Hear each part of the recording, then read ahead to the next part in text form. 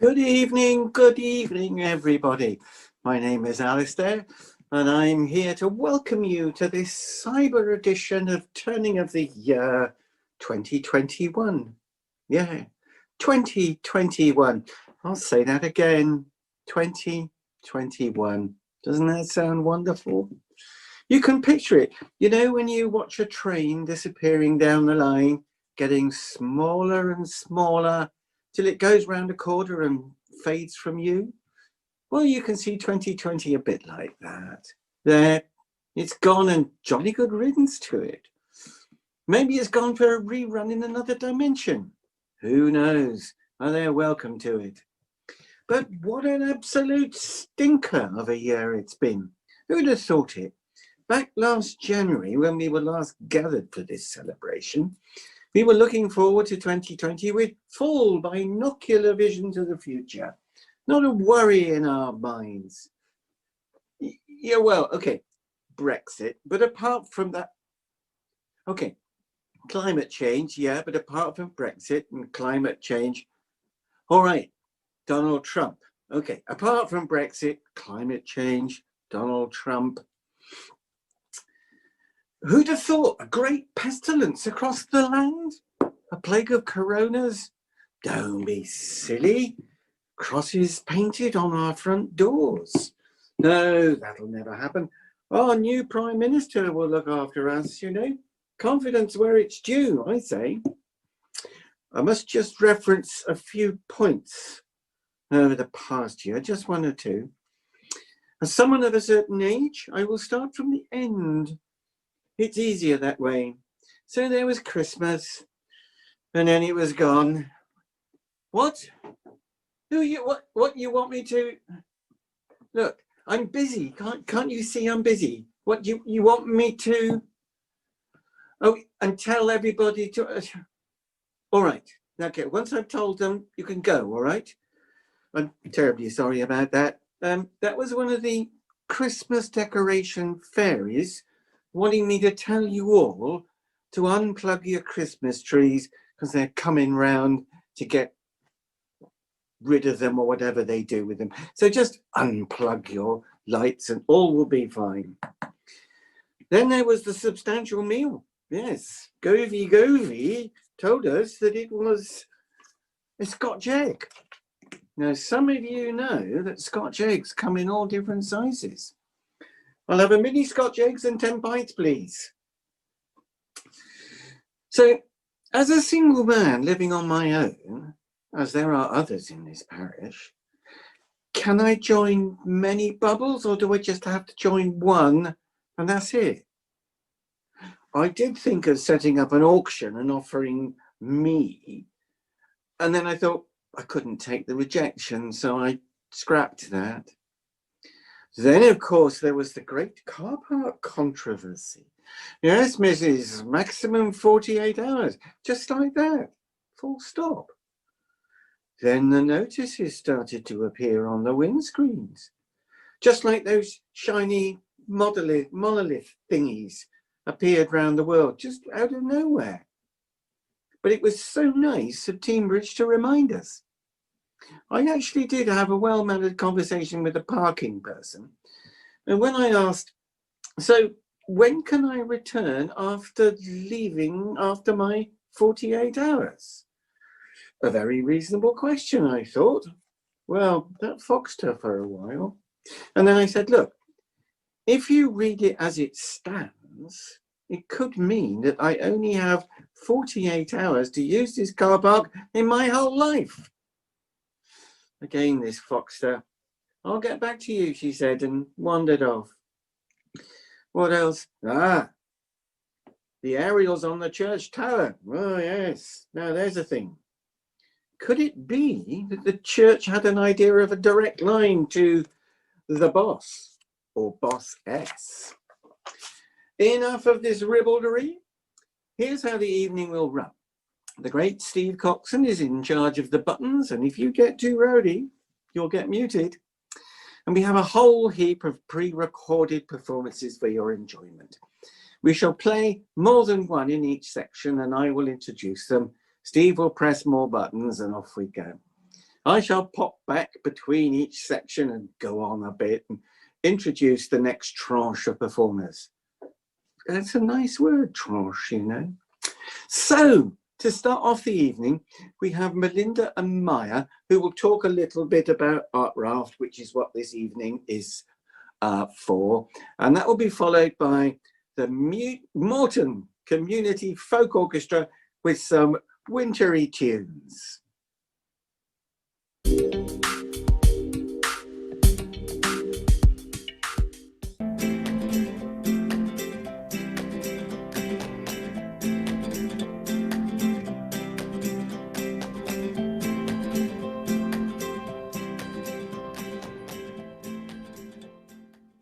We're going to do a little featurette for Turning of the Year online and talking about Art Raft.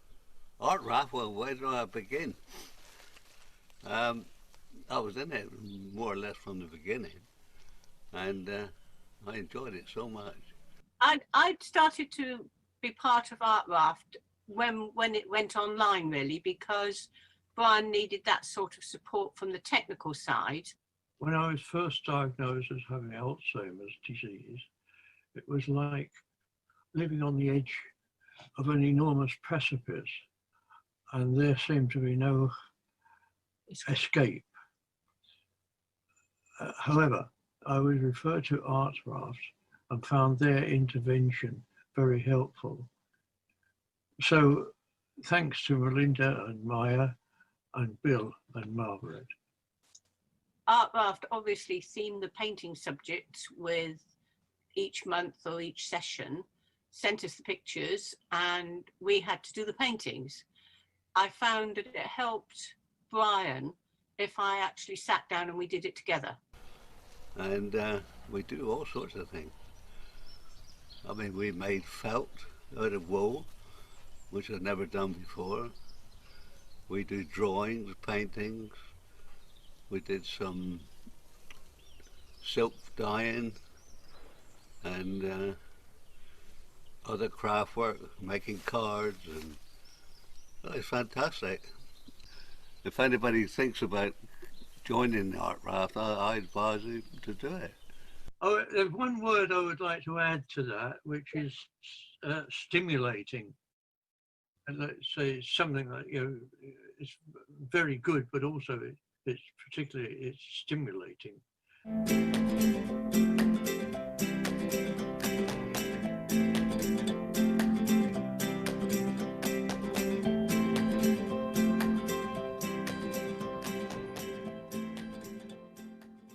We'd like to thank everyone for coming tonight, for supporting Art Raft and buying raffle tickets.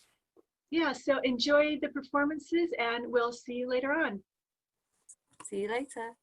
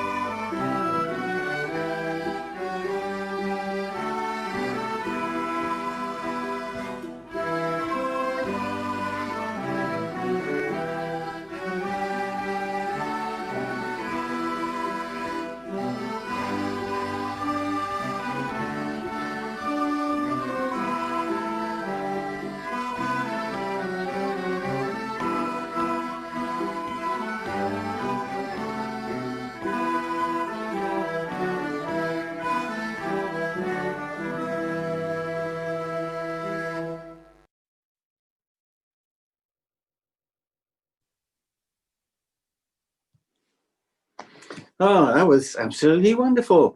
I can feel the cold getting into my bones. Now, next up, we have Dance Lab, trying to cope with school uniforms. Not that they're needed much right now.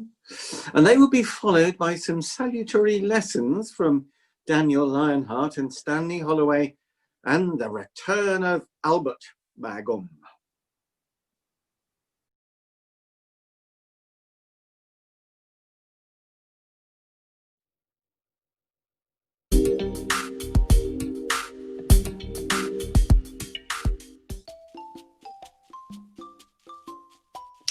School uniform and equipment list 2020.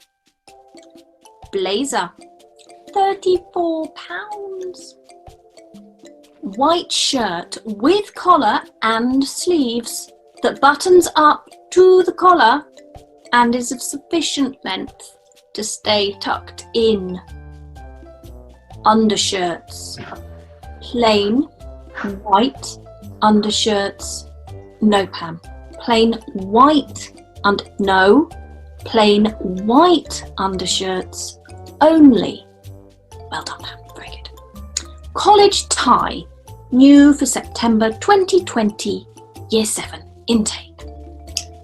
Smart, tailored, hemmed shorts, not rolled or turned up, no shorter than 2.5 centimetres above the knee.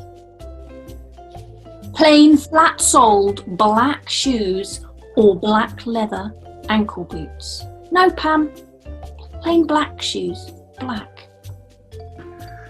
Plain black, grey or white socks. All sorts of socks, grey socks, black socks. What? No Pam, grey, black or white. And you can wear, no Pam, you can wear tights, but you cannot wear socks over the tights. Coats, outdoor coats must be waterproof, windproof, and big enough to wear over the blazer. PE kit, purple and black polo shirt with logo, purple sports fleece with logo, black shorts, you guessed it, with logo, purple and black sports socks, more socks. I've never known one child need so many socks. Gum shield for hockey. Shin pads for hockey and football. Football, rugby boots and trainers. More socks, white socks for indoor activities. It's just socks, more socks, white socks, black socks, grey socks, white socks, socks. I've never seen so many socks for one child. Socks, just more socks. Socks.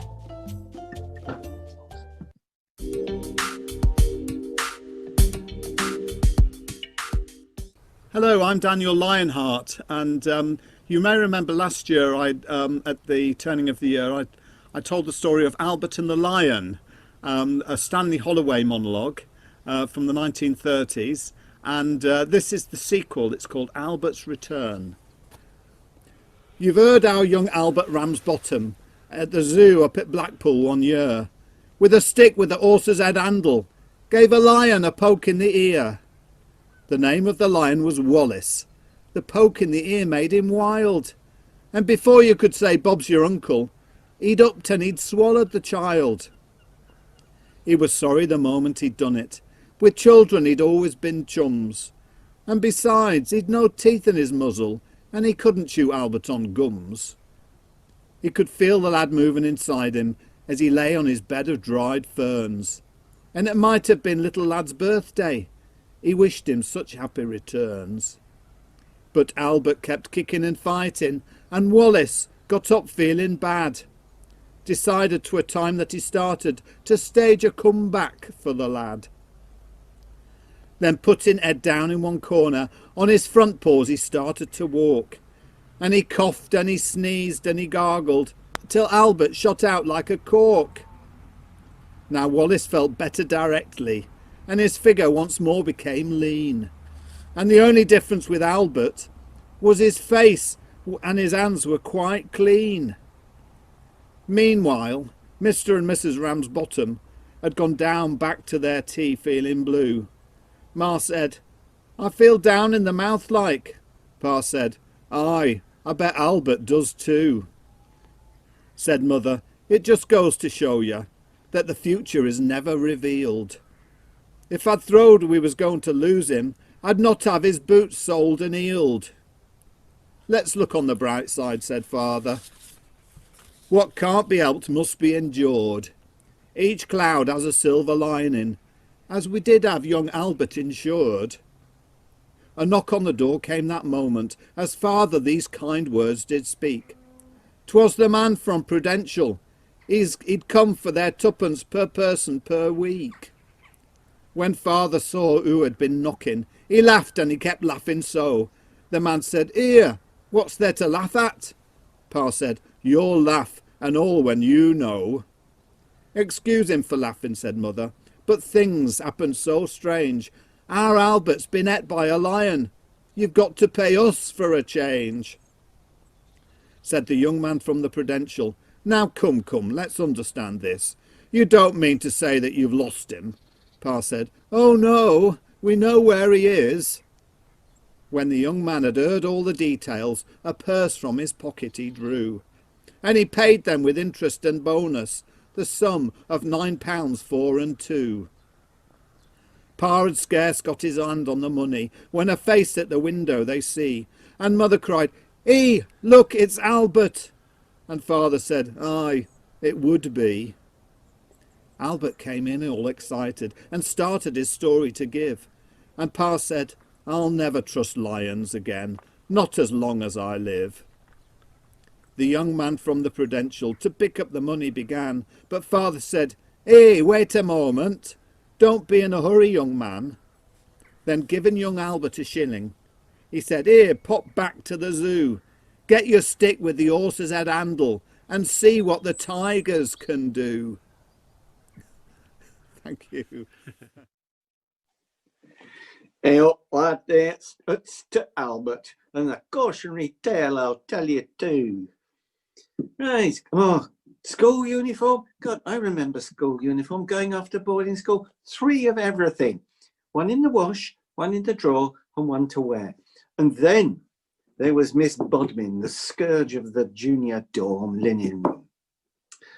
Moving right along here, we're now going to have Nina, Glenn, and Imogen, and they will be playing 2 Irish poets.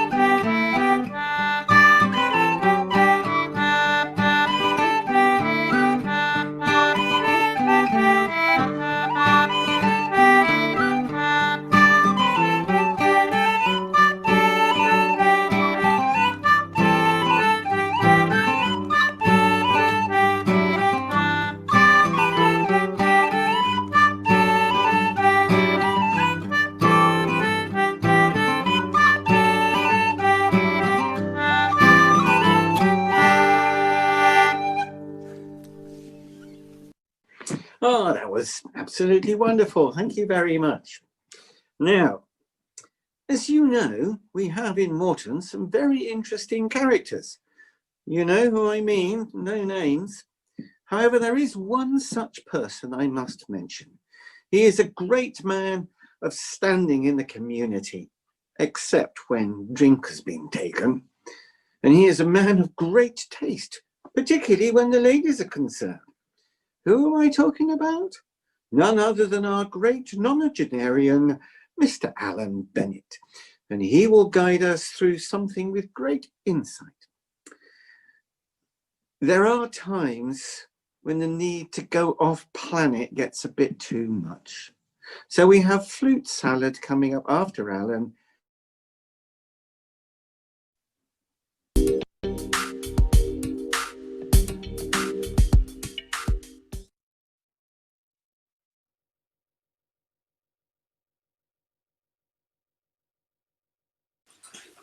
Hello, I'm Alan's secretary. He's going to do a little show for you. Bear with us and I'll be back.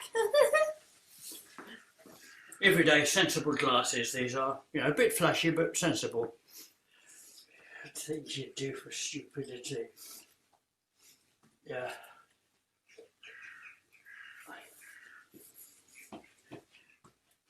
If you want to lose your friend, you go with an outfit like this and pretend you're dense, you see. Okay, you think about that. These are very good. You can get special vision, and also nobody's going to miss you, and it can be quite frightening. So anyway, they're excellent glasses for piercing vision. If you're stuck up Marden or possibly on the moor and you suffer from ultraviolet effects on the eyes, this is what you wear. So always have, if you just go a little bit high, wear these because they cut out all those harmful rays. And if you should fall down, that gives you protection.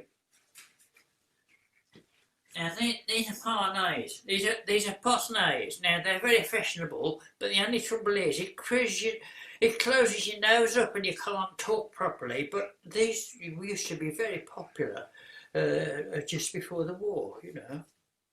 This can impress people. I just adjusted. This can impress people if you're at a meeting because they can't make out quite what's wrong with one. So I find it very useful to start a conversation. Cheap glasses between the wars. If you couldn't afford glasses, you could get these. Actually, they're quite good, really. Oh, I'm back now, and I hope you enjoyed it. It was a bit stupid, but there you are. Oh, bye.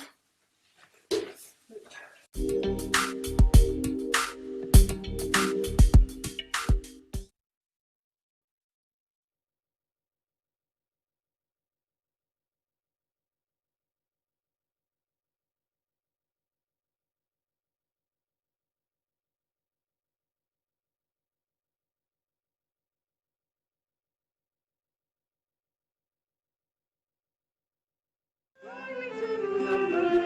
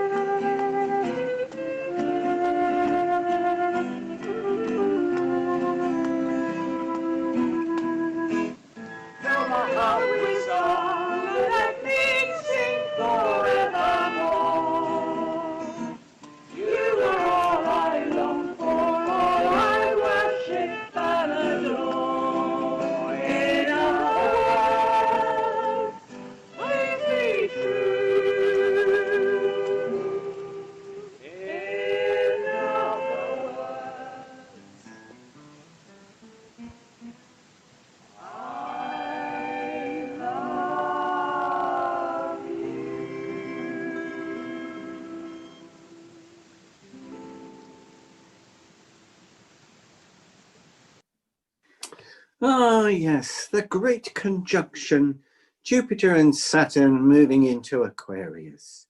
Aquarius! These times have not been without loss. Loss of friends, loss of family, loss of strangers. And so Margaret Spittles, followed by Not the Dooleys, will give us a poem and a song with thoughts on these times. And we will go straight into the interval, and I'll see you when we return. Margaret.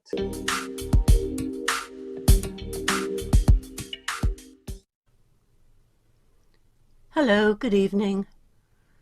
I thought tonight I'd read from a poem written by Rupert Brooke, who is regarded as one of the First World War poets, but in actual fact never fought in the war because he died of fever on the troop ship taking him out to his base.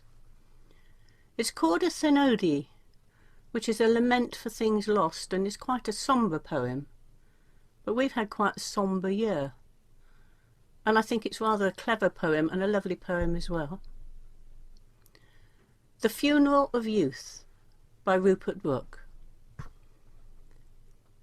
The day that youth had died, there came to his graveside in decent mourning from the country's ends those scattered friends who'd lived the boon companions of his prime, and sung with him, and danced with him, and wasted in feast and wine and many crowned carouse the days and nights and dawnings of the time when youth kept open house, nor left untasted aught of his high enterprise and ventures dear, no quest of his unshared. All these, with loitering feet and sad head bared, followed their old friend's bier. Folly went first, with muffled bells and coxcombs still reversed, and after Captain Pride, his tanned and martial face all grim, and fussy Joy, who had to catch a train, and Lust, poor snivelling boy. These bore the dear departed.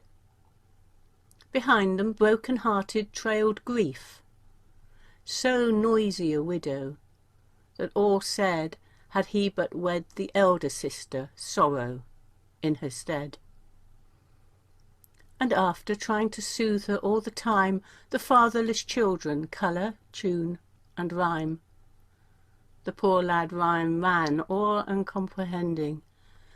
Then at the way's sad ending round the raw grave they stood. Old Wisdom read in mumbling tones the service for the dead. There stood Romance, tears furrowing her rouged cheeks. Old Conceit, his wonder unassuaged, dead Innocence's daughter, Ignorance, and shabby, ill-dressed Generosity. An argument too full of woe to speak, and passion, grown portly, somewhat middle-aged, and friendship not a minute older she.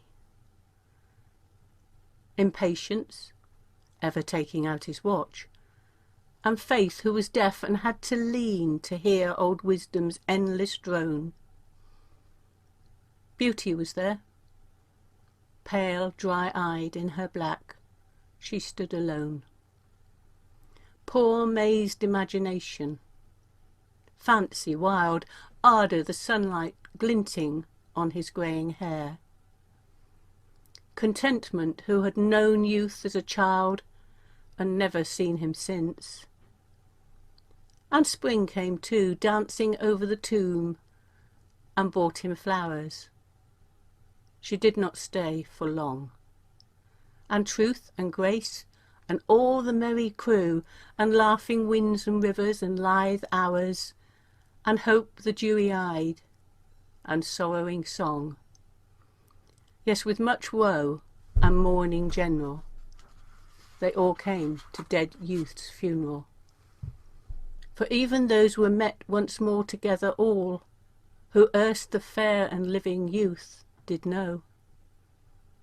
All except only love. For love had died long, long ago.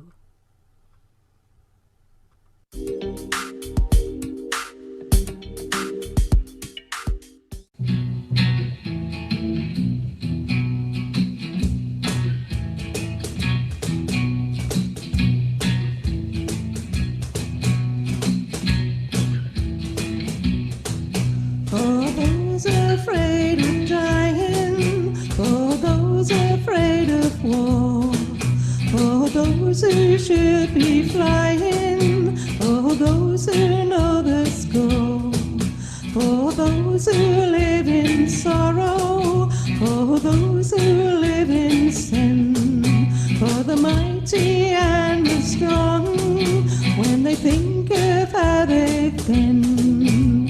Sometimes I dream, sometimes I don't know.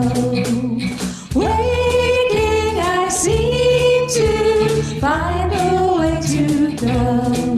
For the sad and for the lonely, for the helpless and the weak, for those who stand alone and are shut down when they speak, for the big moon rising, for the rivers in full flood, for the people singing songs of their blood.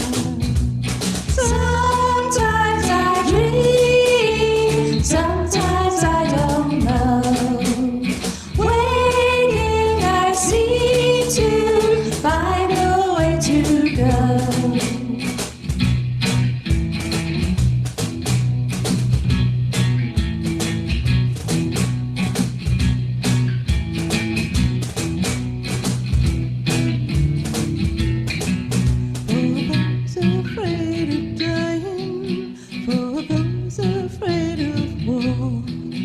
For those who should be flying, for those who know the score, for those who live in sorrow, for those who live in sin, for the mighty and the strong, when they think of how they've been.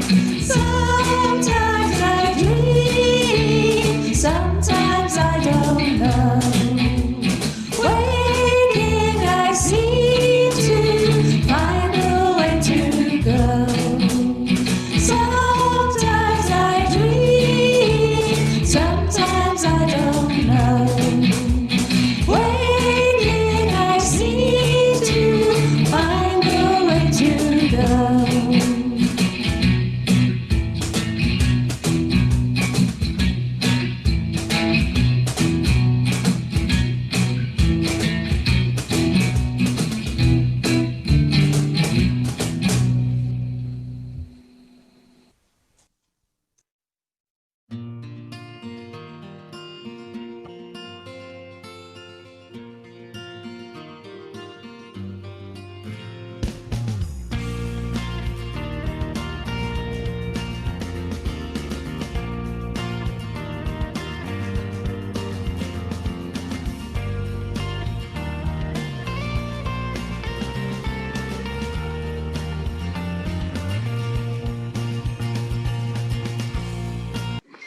Welcome back, everybody.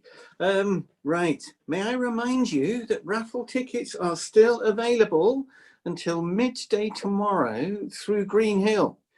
And there are some absolutely wonderful prizes, so you go and buy some new ones. Right, I hope you're all refreshed with drinks, trips, flues completed. So, are you sitting comfortably? Then we'll begin. So we start with another offering from Dance Lab concerning a wicked drink, followed by Mr. and Mrs. B with some thoughts on living together in lockdown.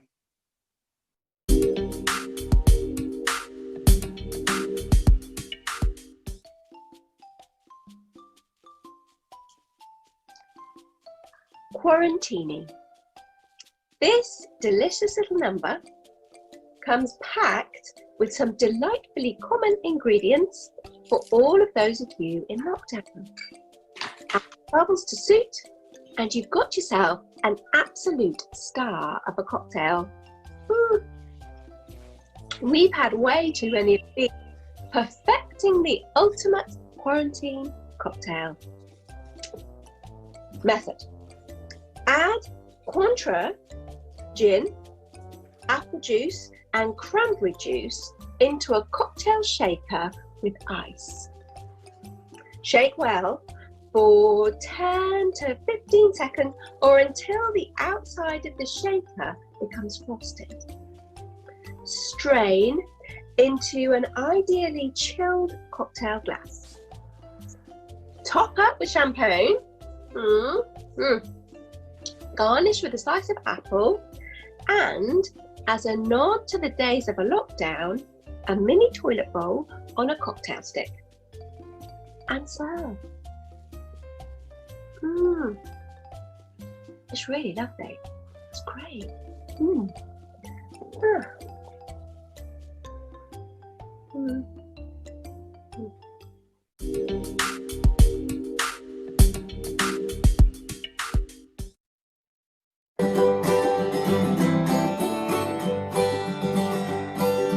Don't misunderstand me, I really like my wife.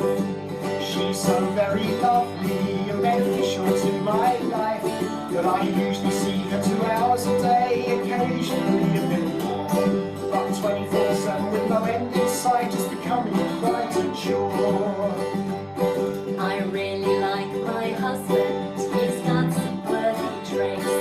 He does a few jobs around the house and he goes out with his mates. It is becoming quite excessive to see him day and night. And until this lockdown finishes, there is no end in sight. Lockdown, with your missus, lockdown, it's all hugs and kisses, lockdown, with your hubby, lockdown, he's getting quite chubby.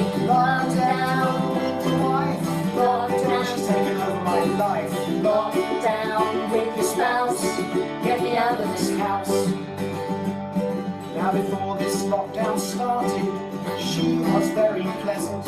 She was also quite elusive, but now she's omnipresent. She used to whisper sweet nothing softly in my ear, but now the sound of her telling me off is all I seem to hear. I've given him a list of jobs with lots of things to do, but he says he's too busy with what I have no clue. He says he's keeping fit for sport, but that means paying bills, and I never realised before just how much he costs. Lockdown with your missus, lockdown, it's all hugs and kisses, lockdown with your hubby, lockdown, he's getting quite chubby. Lockdown with your wife, Lockdown, she's taking over my life. lockdown with your spouse, Get me out of this house. now the government are saying They won't have lockdown yet. as statements go, that really is one I won't regret. When we both come out of this, we'll be in love, of course. Either that or at the lawyers filing for divorce. Now 2020 has run its course to the turning of the year. In 21 we'll be locked down for the foreseeable, that's clear. And so we have decided to extend this little deed and place our marriage in the hands of Boris and Chris Whitty. Lockdown with your missus, lockdown, it's all hugs and kisses, lockdown with your hubby, lockdown, he's got very chubby, lockdown with your wife, lockdown, she's taking over my life. lockdown with your spouse, get me out of this house, get me out of this house, get me out of this house.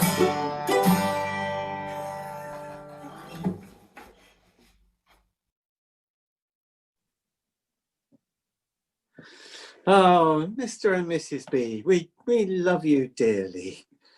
Sometimes I do feel that there might be an advantage to living as a single person in this lockdown. Hey ho. Okay, moving right along, we have the next 3 items, and it'll begin with Ben and Mia Tajima with a song, followed by Melinda and Maya with a poem and a song. And completing this section, Joe Middleton will sing one of his own songs.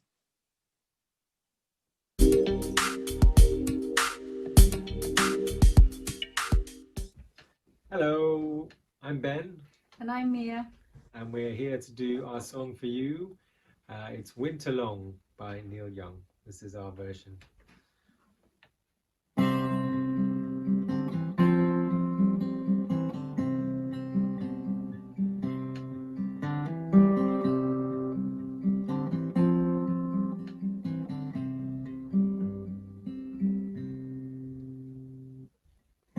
I waited for you winter long. You seem to be where I belong.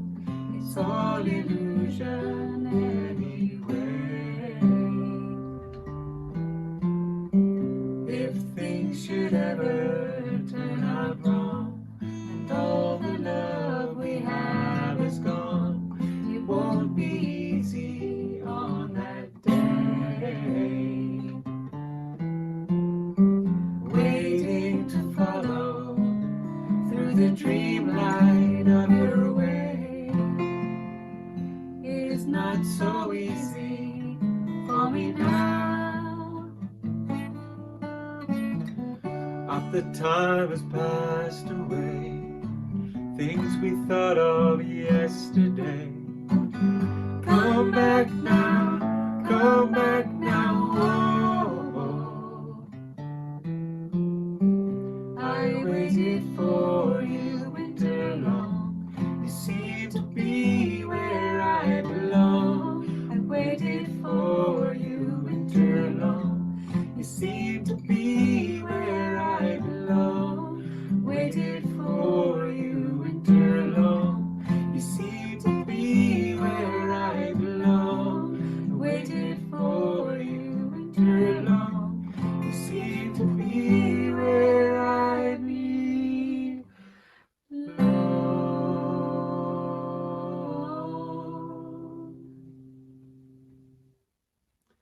Thank you very much. Happy New Year. Bye.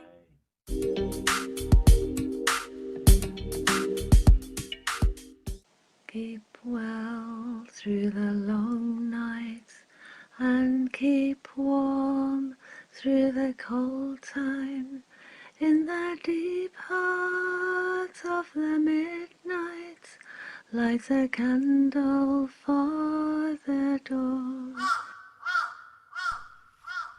January dawn. A smudge of sun rises through the mist to bathe the morning in pearlescence. Proud winter trees stand over spiky frosted fields, holding white-twigged branches aloft. They soften and undulate into the brumous distance. Blackbirds quarrel in the hedgerows. High above, an azure sky holds a waning sickle, poised to reap another day. Keep a center in the darkness.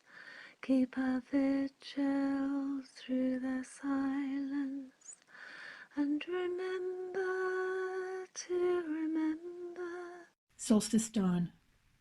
Deep within the longest night, I wait, blindly weaving my dark and desolate imaginings from the shreds of my dreams, working a golden thread of hope into the weft of my despair. Slowly, imperceptibly, dawn returns, glimmering first in the depths of my soul, then limning the distant hills. What is this strange and beautiful light, radiant and luminous? Keep well through the long nights and keep warm through the cold time. In the deep heart of the midnight, light a candle for the dawn. Keep a center in the darkness. Keep a vigil through the silence, And remember to remember that the spring will come again.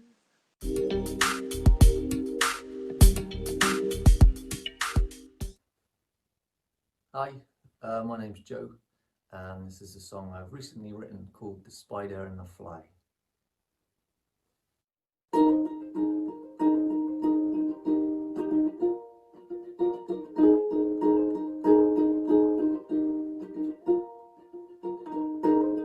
It's the weight of your feet on the ground, it's the golden leaves tumbling down, and the weed building around.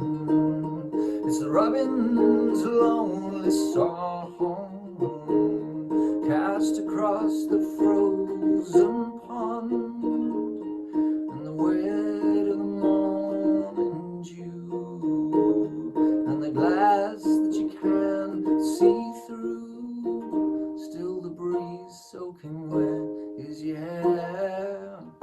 Don't go out, you'll catch a cold.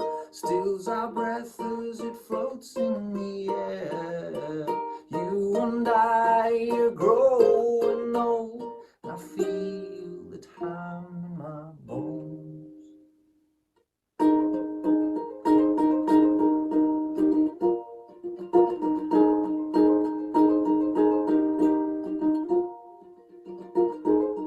It's the winter winds whistling, it's the morning sun glistening, and the warming stones, yes, they sing. It's the frost in the valley bottom, summer gone but not forgotten.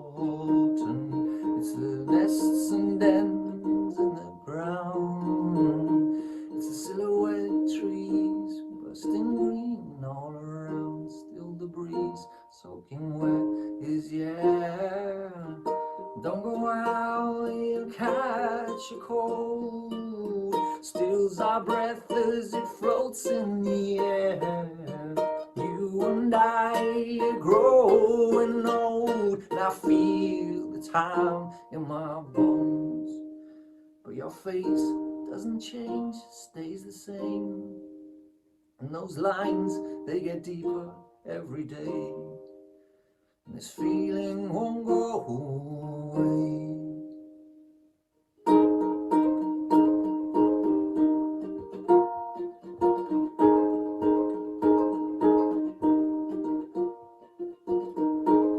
It's every flower racing high, it's every bee, buzzard, spider and fly. It's migrating birds in the sky.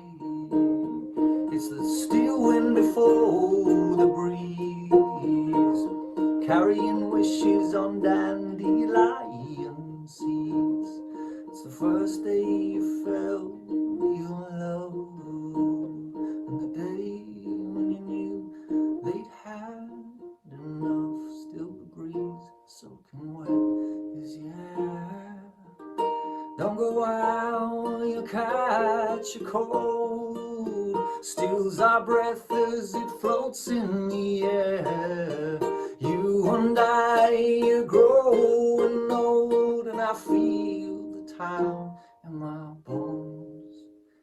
But your face doesn't change, stays the same. And those lines, they get deeper every day, and this feeling won't go away. And this feeling won't go away.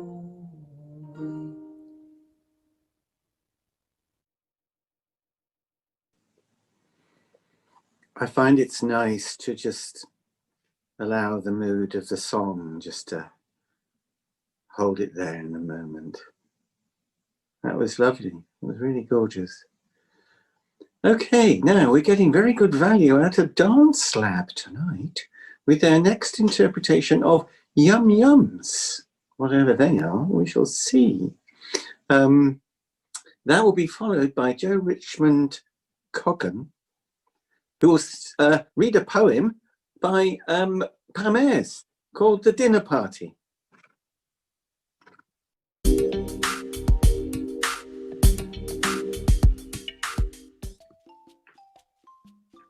Okay, so I'm going to read a recipe from my mum's recipe book from the 1970s. And the recipe I'm going to try today with you is called Yum Yum. You take 1/4 pound of butter, 1/4 pound of sugar, and for dry ingredients, that means a good teacupful. 1 egg, 1 cup of mixed fruit and cherries, and 1/2 cup of chopped walnuts. Finally, 6 ounces of self-raising flour. You melt the butter and sugar and you stir in the other ingredients and you spread it on a greased tin.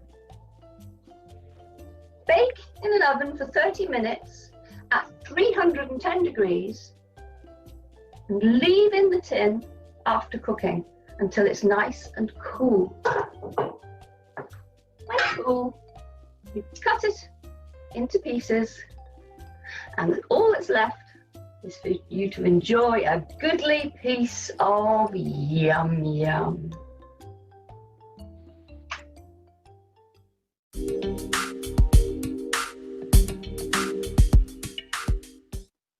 It seemed like such a good idea, a flash of inspiration, to hold a dinner party. Yes, out went the invitations. A proper dinner party too, traditional and smart, with all my oldest, dearest friends, the darlings of my heart. We'd clear the dining table of each dog-eared magazine. We'd dust around the skirting boards. The place would be pristine. We'd pick up all the clutter, drive the hoover round the floor, and see again our carpet after 18 months or more. I'd plan a lovely menu, 7 courses at the least, an absolute abundance, an ambrosia, a feast, with table linen matching and the candles burning bright. What a celebration, what a banquet, what a night. Yeah, well, that was then, and this is now, and one thing's very clear. I can't imagine why I thought this was a good idea. Today's the day, tonight's the night. They'll be here in an hour. I'm absolutely shattered, and I haven't had a shower. I haven't chilled the wine or put the nibbles in a bowl. I find my silver cutlery, it's all as black as coal. I haven't found the candles we're making do with these. One's a stump, and one is bent at 45 degrees. I haven't folded napkins in sophisticated shapes, or beautified a plate of cheese with celery and grapes. I haven't spent the morning on a floral centerpiece, and I'm skidding around the kitchen floor on 1/2 inch of grease. My husband's disappeared. I don't know where he's hiding now. He hasn't helped at all. We've had a monumental row. I don't know where the day's gone, and I'm filled with dread. Forget the conversation. I just want to go to bed. The guests I thought were witty. Their attractiveness has palled. The men once so enticing, now they're boring and they're bald. The women are all shadows of their former vibrant selves. They're all in sizes 24. They used to be in 12s. I stupidly asked George. I used to think him quite a card, not meaning to be spiteful. Now he's just a tub of lard. He'll bring his lovely wife. She'll tell you all about her back. One's morbidly appeased, and one's hypochondriac. I haven't found the coffee cups. We'll have to have the mugs. The crumbles looking soggy, and the kale was full of slugs. The meat is a disaster, undercooked and full of blood. The dogs pooed on the carpet, and I haven't done the spuds. I thought I'd like to do this, but I don't know where to start. I thought I'd like to see them. Oh, but I've had a change of heart. They're old recycled stories and voracious appetite. Forget the darlings of my heart. They're all a bunch of shite. I meant to be the glam hostess, but kiss goodbye to that. I haven't changed my frock and I smell attractively of fat. I've done my best and it's all gone west. I've ruined all the grub. Too late. Here come the bastards now. Let's all go down the pub.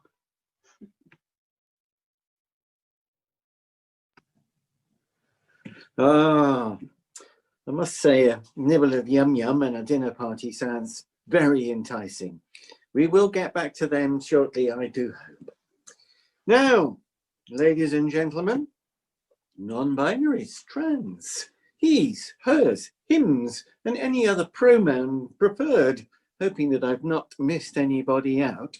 We have our very own, the wordsmith of Morton, the time traveller extraordinaire. Now you see him, there you go.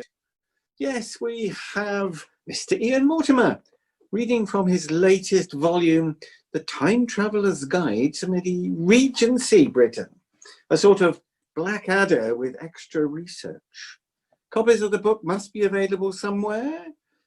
Other time travelling books are available. And he will be followed by the sublime, nay, perfect musicality, not forgetting the auditory pleasure of the Morton Sinfonietta, playing Nocturne number 6 by Mozart, Kirkel, something or other. So, if he's regenerated in time, please welcome the Doctor, Mr. Ian Mortimer.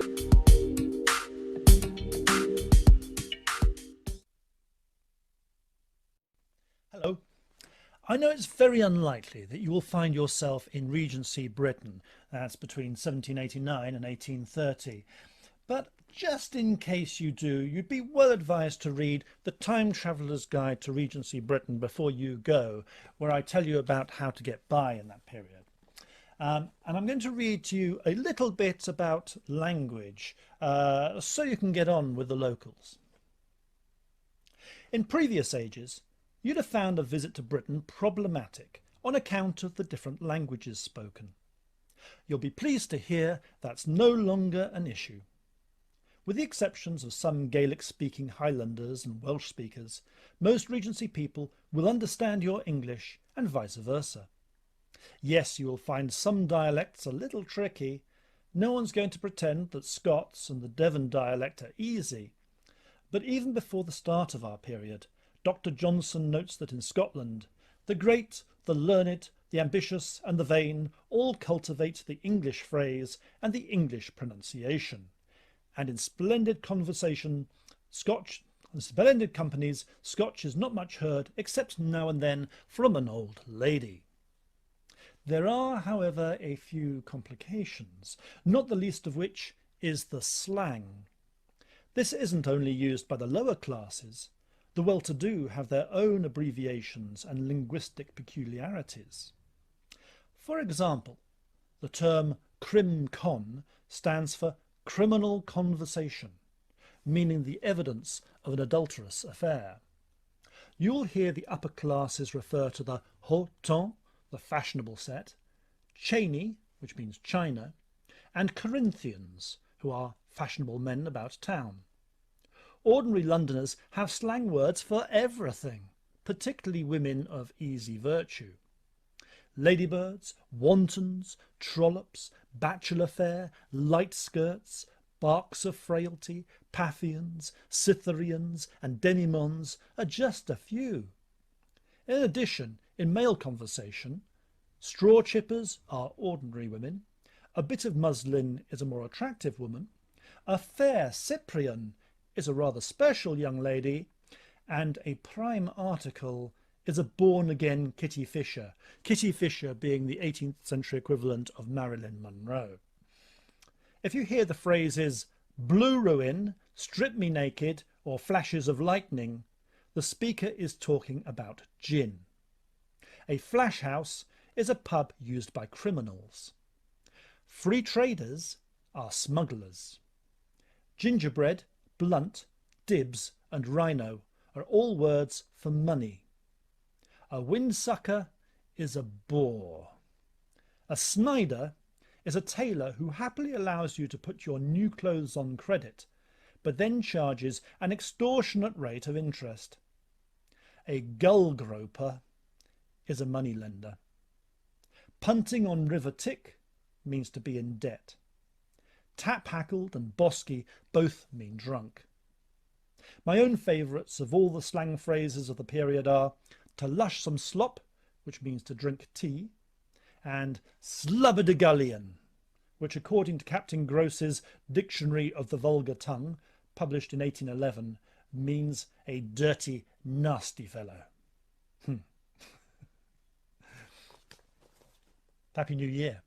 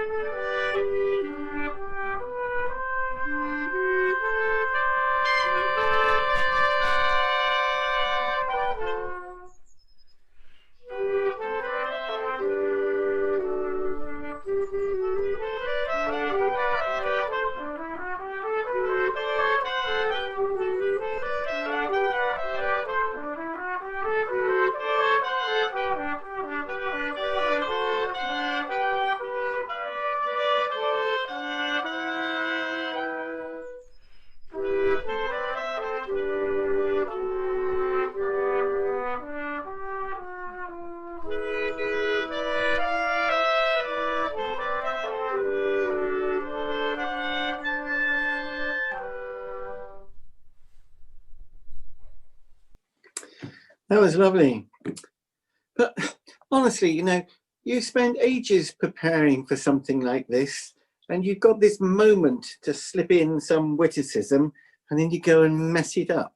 You see, what the plan was to introduce the Sinfonietta and saying, the Sinfonietta are going to play Mozart's Nocturne No. 6 by Mozart or something or other. But hey, doesn't travel well. I have this app actually for Mozart, You get a whole series of bars of music, which you just jumble up and put in any order, and then suddenly, woof, bang, there you have it, your very own Mozart music. Okay, we're coming up to another interval, and to take us there, we will have a song sung by Jenny Moore and Jacqueline Petivar, which is a song by Katie Tunstall. Then we'll go straight into the interval, and I'll see you in a short while.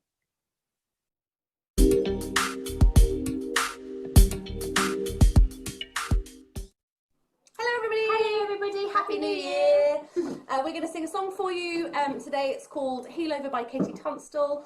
We really hope you enjoy it. Apologies for any dogs or children that run in and out of frame, because that's what we're dealing with today. So I hope you enjoy it.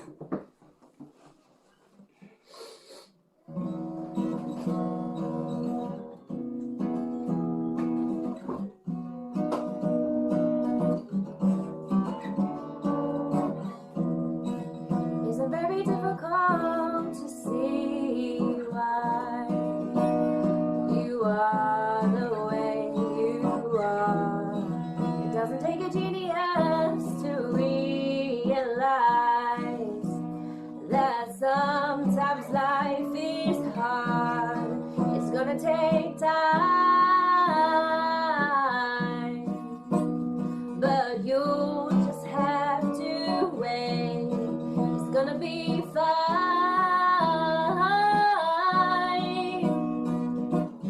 but in the meantime, come over here, lady. Let me wipe your tears away. Come a little nearer, baby, 'cause you'll heal over, heal over, heal over someday.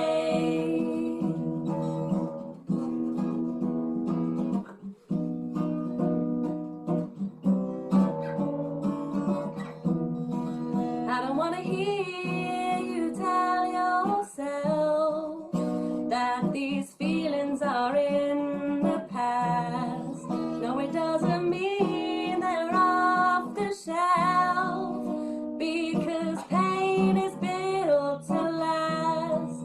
Everybody sails along, although we can't travel side by side. Even if you fail, you know that no one really minds. Come over here, lady. Let me wipe your tears away. Come a little nearer, baby, 'cause you'll heal over, heal over, heal over someday.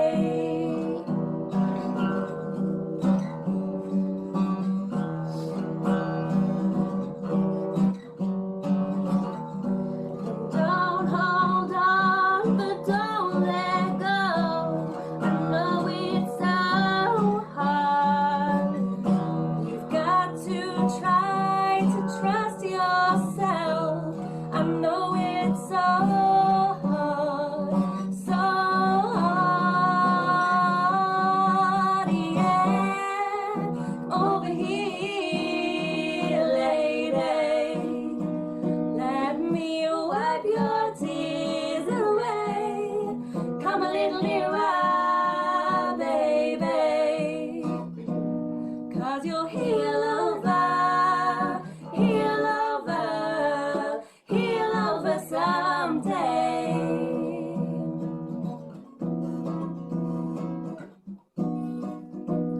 Know you're gonna heal over.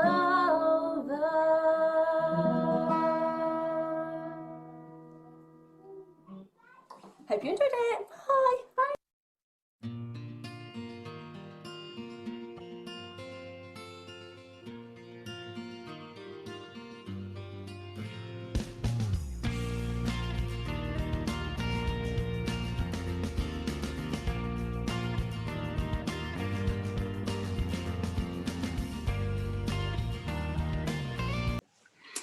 And welcome back, everybody. May I just say, raffle tickets. Right. Well, what can I say about the next presentation? They become a bit of an institution here in Morton, maybe a legend in their own lunchtime. Derek and Clive of Dartmoor?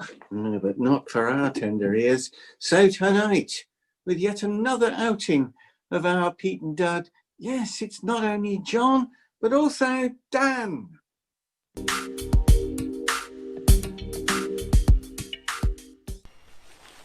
Well, I've just taken the temperature, Pete. 98.4, that's normal, innit? Oh yes, that's normal, Dad.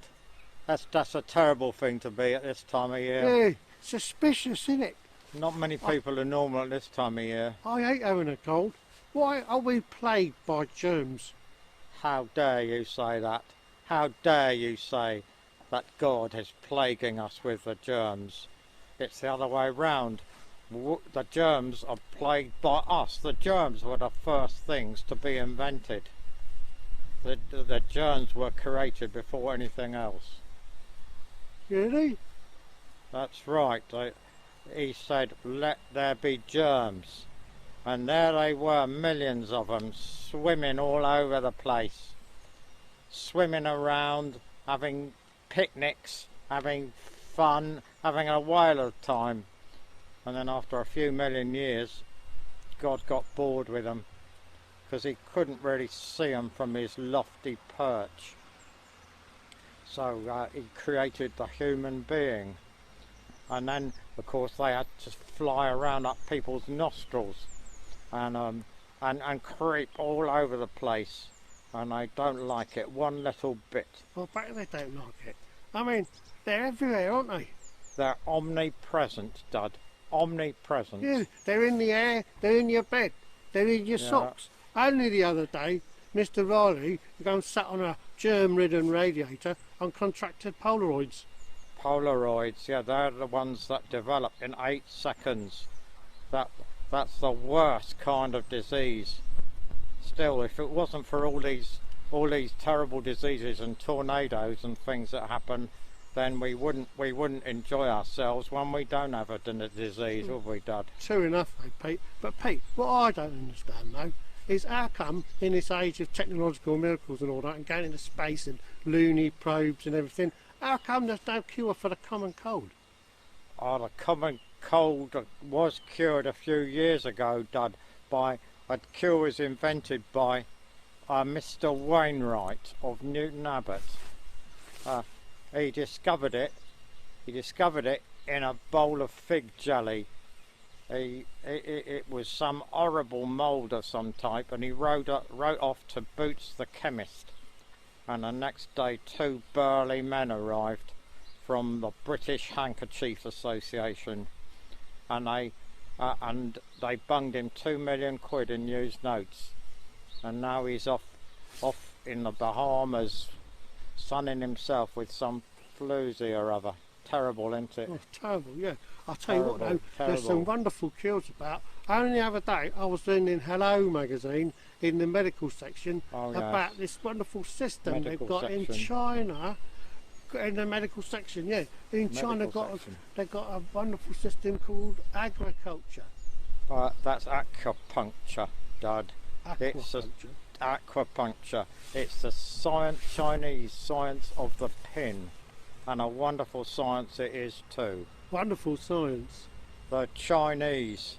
If you have toothache in China, you ring up a Chinese doctor, and he arrives with a big black bag with a pin in it, and with uncanny Chinese precision, he sticks the pin into your lumbar regions. Where's that?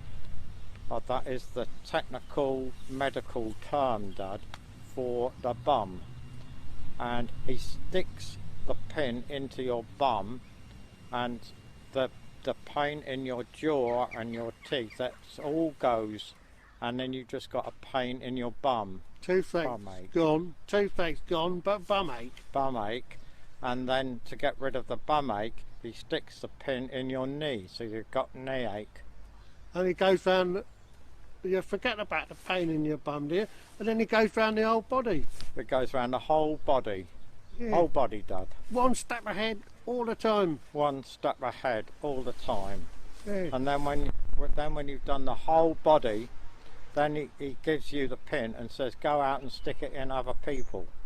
So you go out and you stick it in other people, and you have a real laugh watching them jump up when you stick the pin in them, and that makes you forget all your diseases.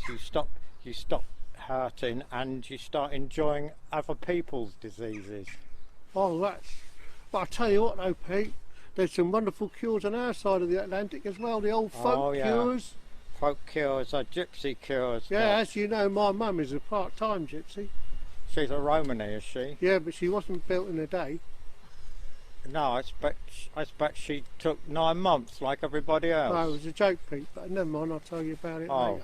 But what you see, I reckon, Pete, is all this disease and that, it's in the mind, isn't it? It's in the mind, Dad. Its origins are in the mind. It's these psychopathetic things happen, and in the sebaceous glands, things start moving around, and then and it's all in the mind. So you think to yourself, I haven't got a cold, and you haven't got a cold. I haven't got a cold. I sneezed, Pete. Oh no, you just think you sneezed, Dad. There, you thought you sneezed again. Yeah. Yeah, I'd be careful. I don't want to catch your mind. Oh, absolute genius. My question is, have Pete and Dud ever been seen in the same room as John and Dan? Certainly makes you think. So now we go from the ridiculous to the sublime. Not only is Chris Back our answer to Jimi Hendrix, but his talent follows the great John Williams when it comes to guitar. And he will perform Cavatina by Stanley Miles, which will then be followed by the Moore Players with their version of Talking Pictures. So I give you Chris Back.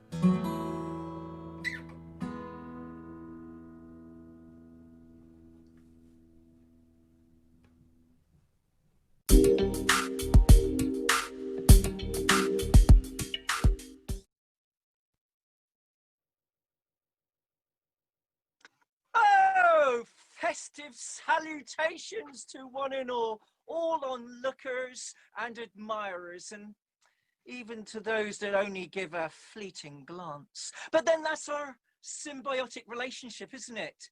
You look at us, and us portraits, we pose for you. And you can imagine, here we are in our little window box frames watching the world go by, because that's all we do is look and listen and think. You won't believe who I saw the other day. Myself! Oh my gosh, and hasn't time been cruel to me? I mean, I look like the Dorian Gray picture in reverse. I look like the painting of the Scream Deers. Oh, old, grey, wrinkly. But then I saw somebody that was admiring me in the gallery the other day and said, what a pulchritudinous painting I was, and how much I thought I agreed with that, and it was definitely aimed at me and not to impress the young woman that was on his arm.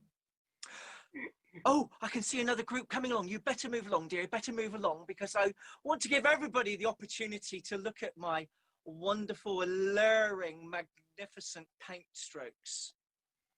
Oh no, it's a primary school art trip. They make me look like a Picasso or Mr. Potato Head. Oh well, better get into the pose.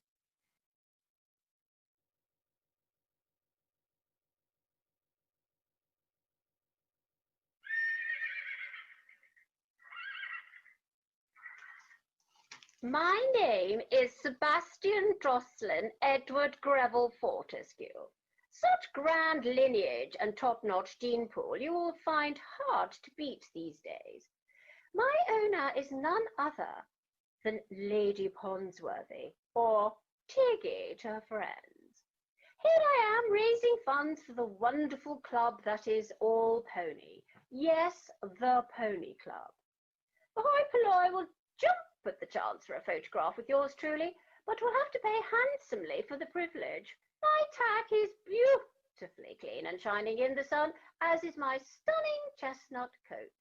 My groom Smithers is top-hill. All the mares come trotting, nay, galloping. See what I did there? In my direction, and find me completely irresistible. Well, you can understand why. Just look at me. My progeny are global and all dazzling show rings as we speak. What is that boy doing keeping us all waiting for the Pony Club treasure hunt? Tippy-top? That saddle should be on the pony, old chum, not on the ground. Oh, you just can't get the grooms these days. Artists cannot be trusted. They are shady, sketchy, and always frame you, but they have their uses. Why are they not looking at me? They're looking at their rectangles in their hands that light up their faces. Oh, I am so insulted. The artist that painted me was truly great. He could draw a crowd. Huh. Why aren't they looking at my wealth and celebrity on display? I am important, with an important sense of self. They are smiling at their rectangles. Not at me. Everyone should love art. I am totally drawn to it. These poor people should be glad I let them look at me. I am all they aspire to. I am captured in time. Time is fleeting, but art is the elixir of human memory, which else fails. Oh no! They paint those rectangles at me! Oh, they are their backs to me! How rude! How self-obsessed and indulgent! What does their self-aggrandizement mean? Isn't revolution? Isn't the decay of morals?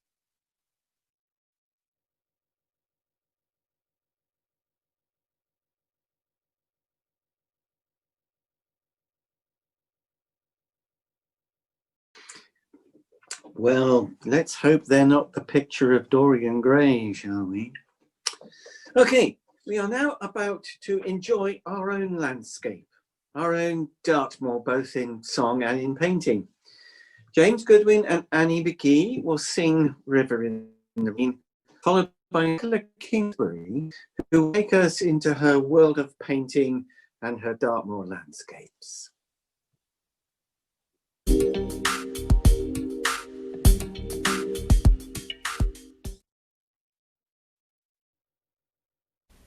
River in the rain,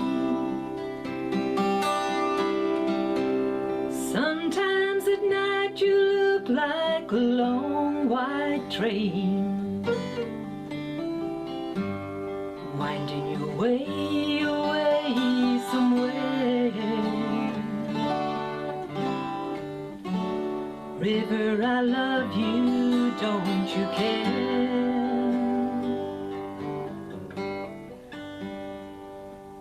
And if you're on the run, winding someplace just trying to find the sun, whether the sunshine or the rain, river, I love you just the same.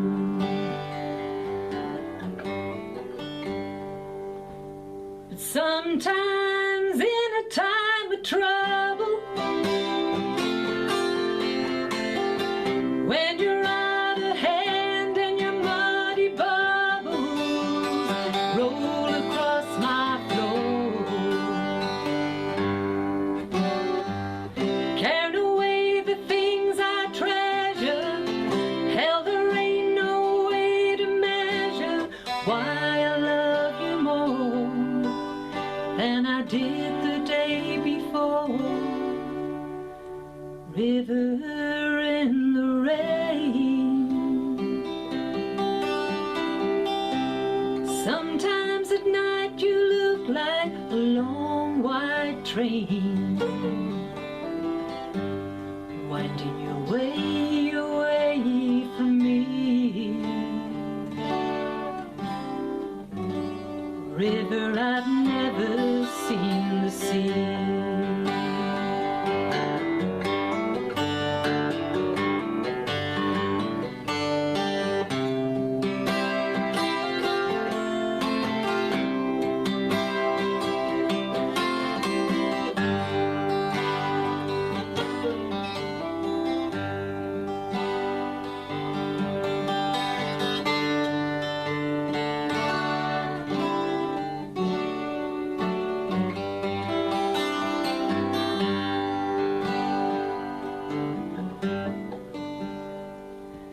But sometimes in a time of trouble, when you're out of hand and your muddy bubbles roll across my floor, carried away the things I treasure, hell, there ain't no way to measure why I love you more than I did the day before. River in the rain, sometimes at night you look like a long white train, winding your way away from me. River, I've never seen the sea.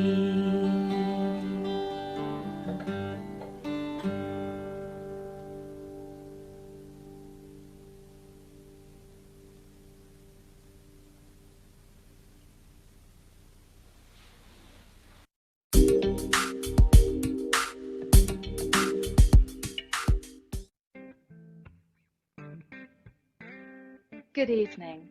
I've put together a selection of my work for you to have a look at. I've got some animal portraits and a lot of my landscapes that I do of Dartmoor, because I'm absolutely passionate about the wonderful, wonderful landscape we live in. And in particular, I'm really interested in the changing light. So hopefully you'll get a really good feel of that. And I've also included a couple of clips of me doing my painting, so you can get a feel. So I like to experiment with lots of different materials. So I hope you really enjoy this and that you're having a wonderful new year. Thank you. Bye.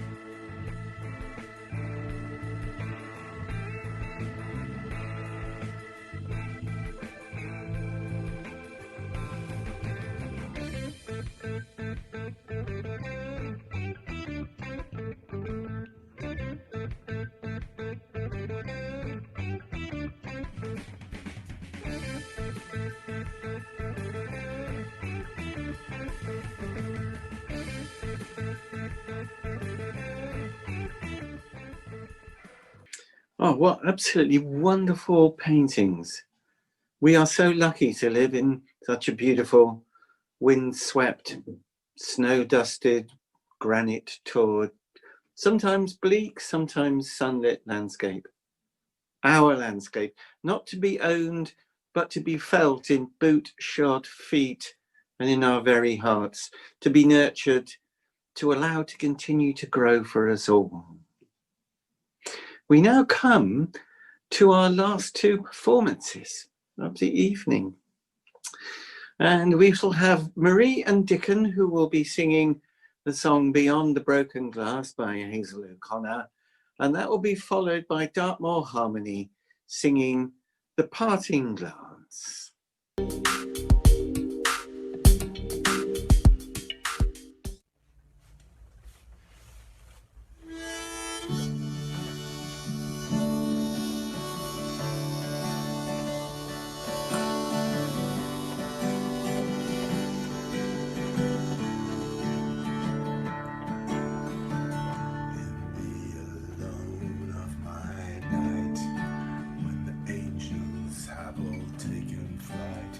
Monsters come out fighting. No need to fight if I can talk.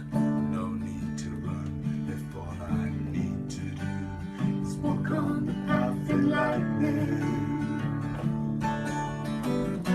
And I will go where life leads me. Though the road be far and wide.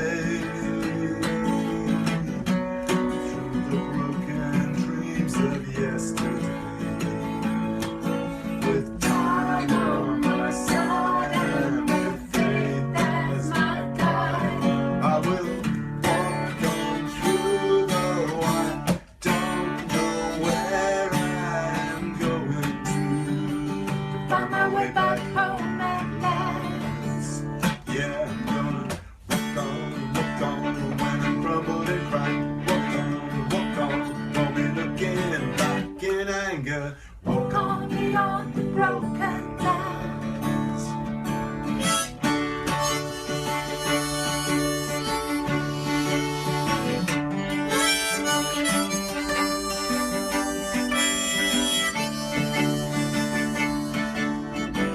And in the morning of my day, I send the monsters on their merry way. Yeah, I celebrate their leaving. Not the loss and not that gain. and of the joy and of the pain. And I tell ya, I'm still a believer, and I will go where life leads me. Though the road be far and wide, through the broken dreams of yesterday, with time on my side and with faith as my guide, I will walk on through the night. Don't know where I am going to find my way back home, and then ain't gonna walk on when I'm crumbling crap. Walk on, won't be looking back in anger. Walk on beyond the broken glass.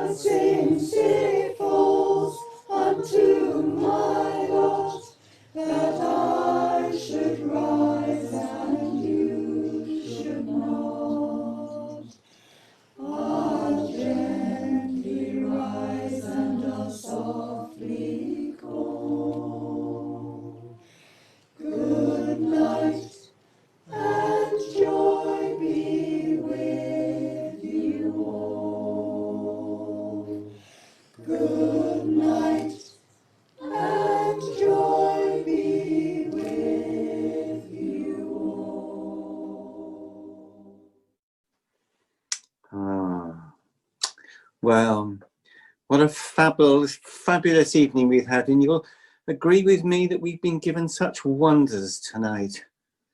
And as ever, the talent of Morton is so varied and so outstanding. I would like to offer some thanks now, particularly to Catherine Back and Steve Coxon for arranging the events, Catherine for collecting all the performances, and Stephen for working his magic with the techie stuff. Thanks to you both. Of course, to all who has mastered the art of recording their work with such style. And to all those who bought raffle tickets, you can still buy raffle tickets up to midday tomorrow. And more tickets are available. And of course, we must not forget Artcraft, which this evening has been in aid of, and Melinda and Maya and all the others who helped with this great community asset. And thanks to Green Hill for sponsoring the whole event. And I expect Georgie is still probably up there fielding questions about tickets and all sorts of things. And for all the local businesses of giving their items for the raffle. So it only leaves me to wish you a very happy New Year. And I hope you enjoyed this evening. And I certainly have. Please wait until the very end. There's a little surprise coming up right at the end. So to conclude, this is my slight adaptation of these thoughts. May the road rise up to meet you, and may the wind always be at your back, and may rain fall softly on your fields, and may sunshine warm on your face, and may the universe hold you safely and at peace till we all shall meet again. Good night, everyone. Good night.